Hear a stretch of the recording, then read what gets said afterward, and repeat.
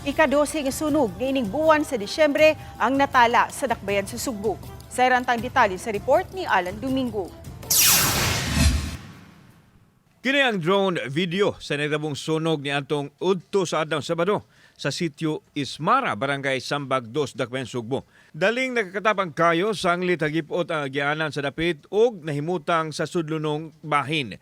14 kabalay ang gilamoy sa sunog, na po ang hingpit nga naugdaw ug upat ang partially burnt. Gisusi pa sa Cebu City Fire Office ang nakaingon sa sunog nga nagsugod sa balay ni Emily Buenavista. Naka-raise ta og first alarm, residential area man ni. Fortunately, ato rang natabang, nadali ra sa ato mga sakop sa Bureau of Fire Protection niya gamay ra ang ato ang natala nga estimated damage 300,000.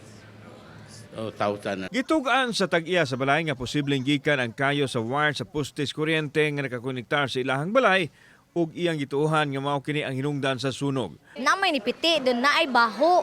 So nilili ko sa among bintana.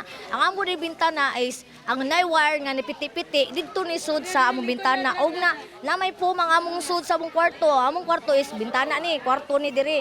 Naampom didto ni tagak ang mga piniti gikan sa spark. Ang mga nasunugan temporaryong ipahiluna sa bakanting luna gawa sa kapilya nga mipadayag nga ngit-ngit ang ilang Pasko tungod kay wa na sila'y kapuy-an. Di jo siya okay kaya sa magpasko mga wadyo balay. Lisod ba apod kayo. Pero at least nga, among pamilya safe tanan, walay na kuan damage nga, walay na sabman, wala tanan. Ready to eat yun nga pagkaon since dili pa sila ka luto yun, no? Although, nanay nang hatag, in fact, si Mayor Nestor, diri naghapon, naghatag o in fact, gahatag siya cash yun. Samtang laing sunog ang miulbo ganinang udto sa sitio Kauswagan, Barangay Basak, Pardo. Napo kabalay ang naugdaw sa sunog ug 13 ka pamilya usab ang naapektuhan. Walay kataho nga naangol o nakala sa mong sunog. Zero fire incident. Hopefully by this year sa 2025, susama unta nga resulta nga zero fire incident. Kini na ang ikadusing sunog sulod nining buwan sa Disyembre.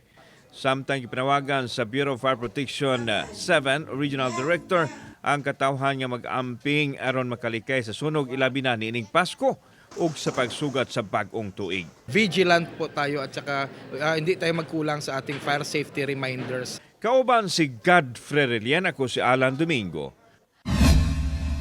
Balitang Bisdak.